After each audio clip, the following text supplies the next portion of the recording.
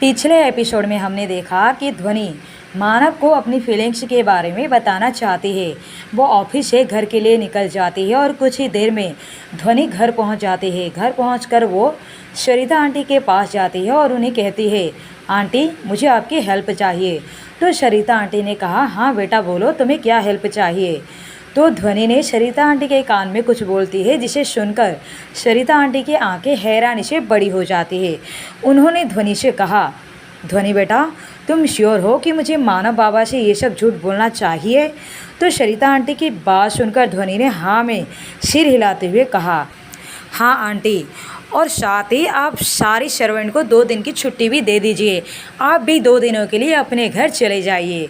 ध्वनि की बात सुनकर सरिता आंटी मुस्कुरा देती है और कहती है, ठीक है, मैं सबको बोल दूंगी और खुद भी चली जाऊंगी, लेकिन मानव बाबा को झूठ बोलने से मुझे डर लग रहा है, कुछ गड़बड़ हुआ तो ध्वनि ने मुस्कुराते हुए कहा, आंटी जी आप टेंशन मत लीजिए, ऐसा कुछ नहीं होगा। सरिता आंटी मुस्कुराते हुए वहाँ से चली जाती है। ध्वनि वहाँ से टेरेस पर चली जाती है। वहाँ एक रूम बना हुआ है जो कि दिखने में काफ़ी खूबसूरत था। उसके ऊपर की सीलिंग ट्रांसपेरेंट थी। वहाँ से आसमान अच्छी तरह से दिखाई दे रहा था। उस रूम के बीच में एक किंग साइज का बेड भी पड़ा हुआ है। उस रूम में एक बड़ी सी कांच की खिड़की है जहाँ से बाहर का नज़ारा अच्छे से देखा जा सकता था। फिर ध्वनि ने वहाँ पर अपने काम में लग गई। उसने रूम को बहुत ही अच्छे से डेकोरेट किया। ध्वनि ने उस रूम को गुलाब के फूलों से और कैंडल से डेकोरेट किया था। वहीं रूम के बाहर टेरेस पर उसने एक टेबल पर डाइनिंग का भी अच्छा खासा इंतज़ाम किया हुआ था। ये सब डेकोरेट करते हुए उसे शाम हो जाती है और अब वो वहाँ से वॉशरूम में रेडी होने के लिए चली जाती है। अब तक तो मानव भी घर पहुंच चुका था और सीधा अपने रूम में चला जाता है। जब मानव रूम में पहुंचता है तो उसे रूम में ध्वनि दिखाई नहीं देती। वो चुपचाप वॉशरूम में फ्रेश होने चला जाता है। जब मानव फ्रेश होकर नीचे आता है तो उसे नीचे भी ध्वनि कहीं दिखाई नहीं देती। तो मानव ने सरिता आंटी से पूछा, आंटी ध्वनि कहाँ है। तो सरिता आंटी ने कहा, बेटा ध्वनि को तो मैंने भी नहीं देखा। जब वो ऑफिस से आई थी तो काफ़ी परेशान लग रही थी, शायद रो भी रही थी।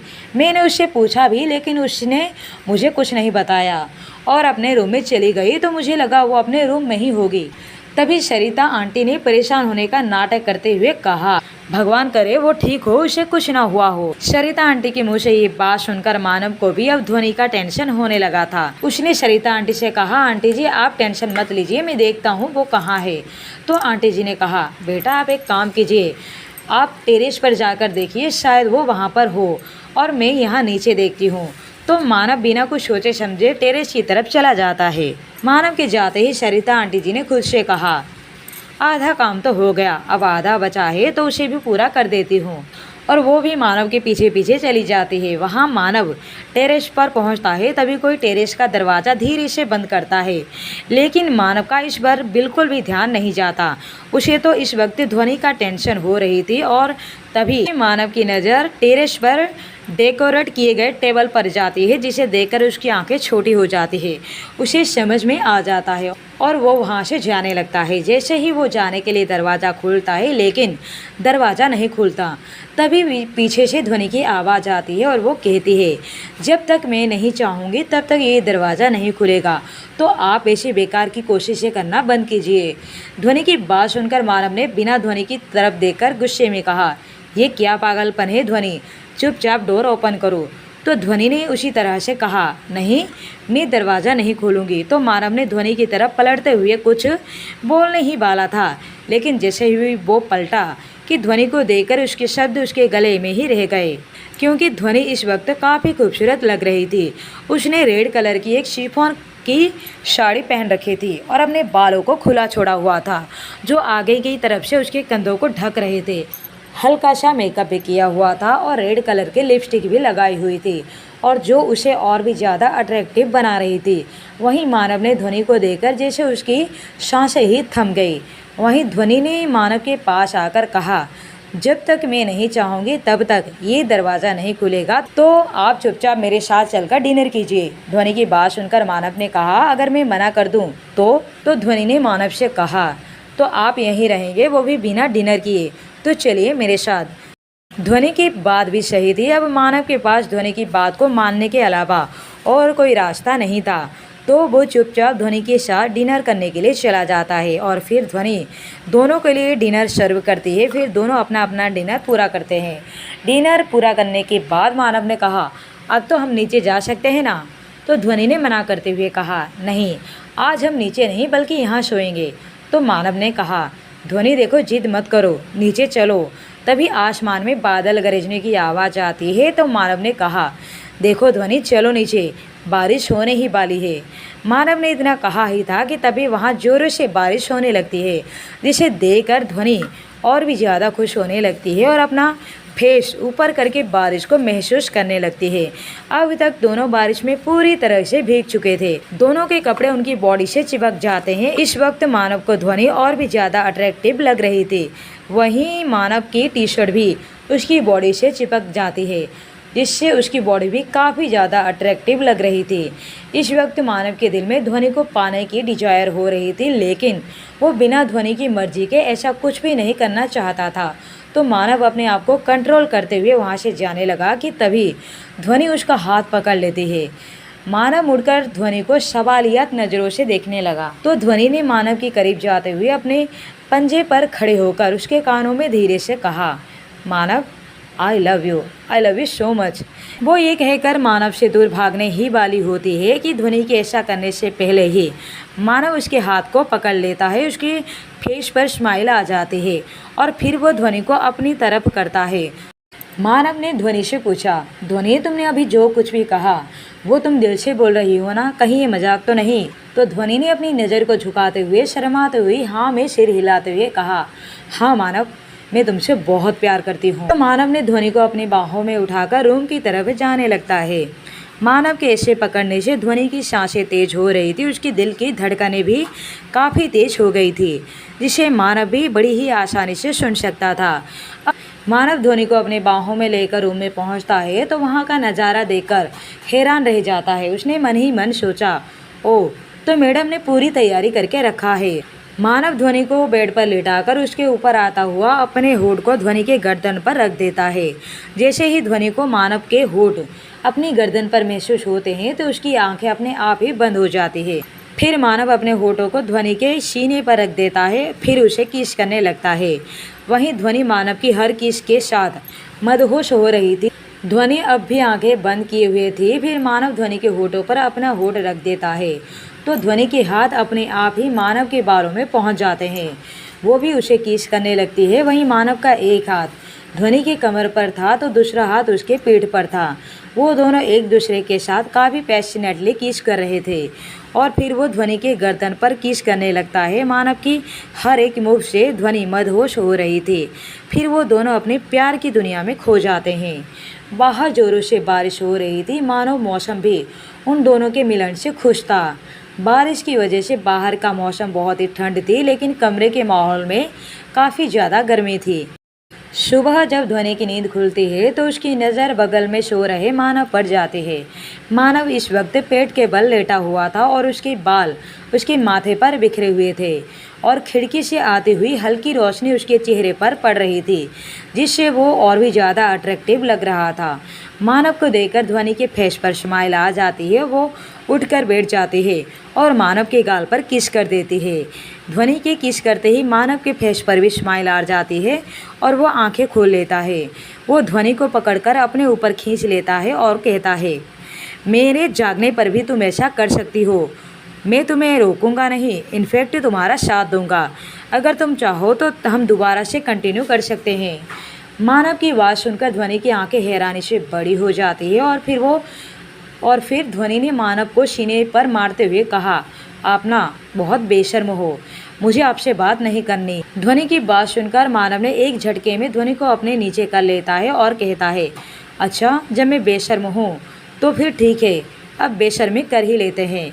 वो बोलकर फिर से ध्वनि को किस करने लगता है। इस से पहले कि वो आगे बढ़ता कि तभी उसका फ़ोन रिंग करता है, लेकिन वो फ़ोन को इग्नोर करके किस करने लग जाता है कि तभी फिर से फ़ोन रिंग होता है। अब तो मानव को फ़ोन करने वाले के ऊपर काफ़ी गुस्सा आ रहा था। वहीं ध्वनि को मानव का चेहरा देखकर काफ़ी हंसी भी आ रही थी। मानव ध्वनि के ऊपर से उठकर अपने फ़ोन रिसीव करता है और वहीं ध्वनि पास पड़े मानव के शर्ट को पहनकर नीचे आ जाती है। मानव वहीं फ़ोन से बात कर रहा था, उसे ध्यान भी नहीं था कि कब ध्वनि वहाँ से चली गई है।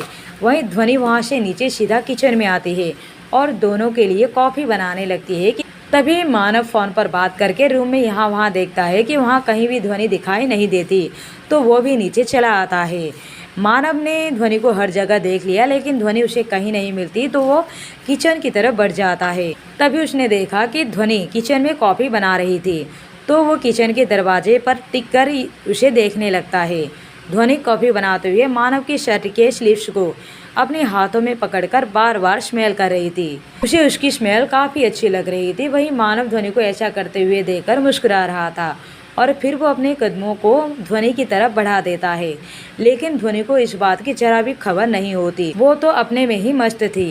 तभी मानव पीछे से आकर ध्वनि को हक करता है। फिर मानव ने ध्वनि के कान में धीरे से कहा, तुम्हें अगर मेरी खुशबू इतनी ही पसंद है तो मेरी शर्ट को स्मेल करने की कोई ज़रूरत नहीं है, तुम मुझे स्मेल कर सकती हो। कहा था और फिर मानव ने ध्वनि के गर्दन पर अपने होठ रखते हुए कहा, वैसे तुम सिर्फ शर्ट पहनकर घर में क्यों घूम रही हो? तुम्हें पता है कि घर में बहुत सारे सर्वेंट भी है और मुझे बिल्कुल भी पसंद नहीं कि कोई तुम्हें इस तरह से देखे। तभी ध्वनि ने पलटकर मानव के गाल पर हाथ रखते हुए कहा, माय डियर हस्बैंड, इस वक्त घर में कोई नहीं, सारे सर्वेंट को 2 दिन की छुट्टी दे दी गई है, तो आपको टेंशन लेने की कोई ज़रूरत नहीं। ध्वनि की बात सुनकर मानव ने कहा, ओ तो अब समझा, कल से घर में कोई सर्वेंट क्यों नहीं दिख रहा, क्योंकि मेरी प्यारी वाइफ ने सबको छुट्टी दे रखी है ताकि हमें कोई डिस्टर्ब ना कर सके। अब तो मुझे यहाँ भी तुम्हारे करीब आने पर कोई प्रॉब्लम नहीं। ये बोलते हुए मानव के हाथ ध्वनि की शर्ट के अंदर थे। ये देखकर ध्वनि की आंखें बड़ी हो जाती है और ध्वनि ने मानव के हाथों को अपनी शर्ट से बाहर निकालते हुए कहा, आप ना बहुत ही बेशर्म हो, कहीं भी शुरू हो जाते हो। अब आप चुपचाप यहाँ से जाइए और अपने कपड़े पहन लीजिए। इस वक्त मानव ने सिर्फ पैंट ही पहन रखी थी और उसके अपर बड़ी पर कुछ भी नहीं था। तभी मानव ने ध्वनि की कमर को पकड़कर अपने पास खींचते हुए कहा, मैं यहाँ से क्यों जाऊँ? मेरे कपड़े तो तुमने पहन रखे हैं, तो मुझे यहाँ से जाने की क्या ज़रूरत है? मैं अपने कपड़े ले लेता हूँ। ये बोलकर वो ध्वनि की शर्ट की बटन खोलने लगता है, तो ध्वनि ने उसके हाथ पकड़ते हुए कहा, ये क्या कर रहे हैं आप? आपको तो बिल्कुल भी शर्म नहीं आती। तो मानव ने ध्वनि से कहा, मुझे क्यों शर्म आने लगी? अपने कपड़े लेने में भला किसी को शर्म आती है? मैं तुमसे अपने कपड़े ही तो मांग रहा हूँ। ये कहते हुए मानव ने ध्वनि के शर्ट के बटन खोलने लगे, तो ध्वनि ने मानव के हाथों को दूर करते हुए कहा, लेकिन मैं ये शर्ट आपको नहीं दूंगी, समझे? क्योंकि आपकी हर चीज़ पर, यहाँ तक कि आप पर भी मेरा पूरा हक है, तो आप इस शर्ट को तो भूल ही जाइए। ध्वनि के मुँह से ऐसी बात सुनकर मानव को अंदर ही अंदर काफ़ी खुशी महसूस होती है। मानव ने ध्वनि की कमर को टाइटली पकड़ते हुए कहा, तो उस हिसाब से मेरा भी तुम पर पूरा हक है, तो मैं जो चाहूँ तुम्हारे साथ कर सकता हूँ। ये बोलते हुए मानव ध्वनि के होठों के करीब बढ़ने लगता है, इससे पहले कि वो उसे किस कर पाता कि घर की डोरबेल बजती है। तो ध्वनि ने उसे रोकते हुए कहा, कोई आया है तो प्लीज़ आप जाकर देख लीजिए। मानव ने बुरा सा शक्ल बनाकर वहाँ से डोर ओपन करने के लिए जाता है और मानव की शक्ल देखकर ध्वनि को काफ़ी हंसी आ रही थी। और वहीं जब मानव डोर ओपन करता है तो सामने प्रीति खड़ी थी। प्रीति को वहाँ देखकर मानव को काफ़ी ज़्यादा गुस्सा आ रहा था, क्योंकि उसने उसके और ध्वनि के बीच के रोमांटिक मोमेंट को ख़राब कर दिया था। वहीं प्रीति वो तो बस मानव को निहारे जा रही थी, क्योंकि उसने अपर बॉडी पर कुछ भी नहीं पहना था। प्रीति को इस बात का बिल्कुल भी कोई उम्मीद नहीं थी कि वो मानव को इस तरह से देख पाएगी। वो तो बस मानव की मस्कुलर चेस्ट और उसकी सिक्स पैक को ही निहारे जा रही थी।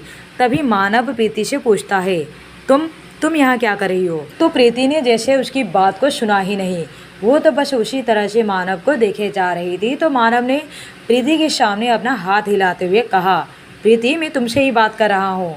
मानव के ऐसा करने पर प्रीति अपने सेंस में वापस आती है। उसने हड़बड़ाकर मानव से पूछा, मानव तुमने कुछ कहा? तो मानव ने थोड़ा गुस्से में कहा, मैं तुमसे ये पूछ रहा था कि तुम यहाँ क्या कर रही हो? तो प्रीति ने मानव से कहा, वो मेरे डैड ने मुझे तुमसे कुछ बात करने के लिए भेजा है। तो मानव ने कहा, तुम्हारे डैड ने किस बारे में बात करने के लिए? प्रीति ने कहा कि पापा जिस प्रोजेक्ट पर तुम्हारे साथ काम कर रहे हैं उसी सिलसिले में कुछ बात करनी थी। मानव ने प्रीति से कहा, अगर तुम्हें प्रोजेक्ट के बारे में कुछ बात करनी थी तो तुम ऑफिस में भी आ सकती थी, यहाँ आने की क्या ज़रूरत थी? प्रीति ने मानव से कहा, वो मैंने ऑफिस में भी कॉल किया था कि वहाँ पता चला कि तुम अब तक ऑफिस नहीं गए, तो मुझे लगा कि शायद तुम छुट्टी पर हो, आज नहीं जाने वाले हो, तो इसलिए मैं घर पर आ गई। तो क्या तुम यहीं दरवाजे पर सारे सवाल पूछोगे या फिर अंदर आने के लिए भी कहोगे? तो मानव ने न चाहते हुए भी उसे अंदर आने के लिए कहा, और जैसे ही मानव अंदर आने के लिए मुड़ता है कि तभी प्रीति की नज़र मानव की पीठ पर जाती है, जहां ध्वनि के नाखूनों के निशान बने हुए थे, जिसे देखकर उसके मन में हजार सवाल पैदा होते हैं।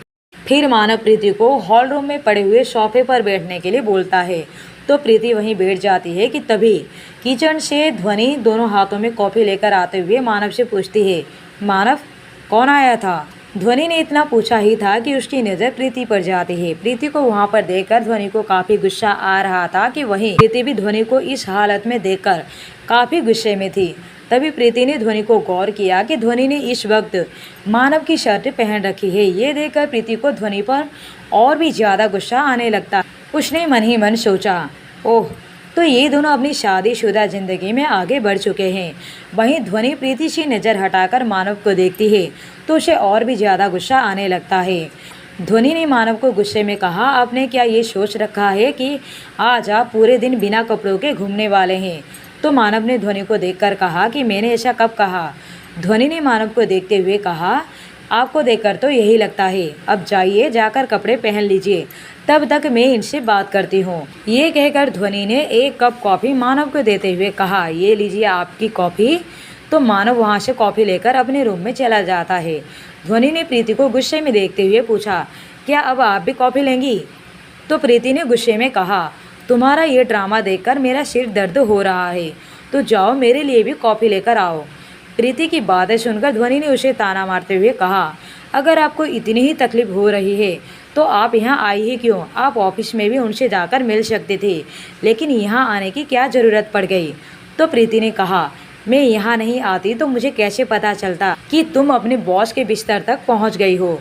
तुमने मानव को फंसाकर उसे शादी भी कर लिया, अब उसके बिस्तर तक भी पहुँच गई। मैं खूब समझता हूँ तुम जैसी लड़कियों को, जो अमीर लड़कों को फंसाने का काम करती है। प्रीति की बातें सुनकर ध्वनि को काफ़ी गुस्सा आता है। उसने अपने गुस्से को कंट्रोल में करते हुए कहा, मेरी छोड़ो, तुम अपनी बात करो। तुम भी तो मानव को फंसाने के लिए उसके आगे पीछे घूमती रहती हो, ये जानते हुए भी कि वो शादीशुदा है। तुम्हें लगता है कि अब भी मानव तुम्हारा हो सकता है, पर सॉरी, अब वो सिर्फ मेरा है। तुम अपना झूठा ख्वाब छोड़ दो।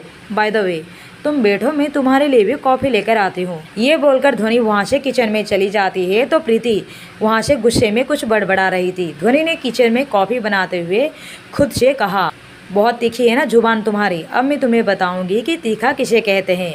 वो प्रीति की कॉफ़ी में लाल मिर्च का पाउडर 1 चम्मच डालकर इसमें घोल देती है। फिर वो एक डेविल स्माइल के साथ कॉफ़ी को उठाकर प्रीति की तरफ चली जाती है। अब आगे की कहानी जानने के लिए बने रहिए लव यू माई एंजल पर।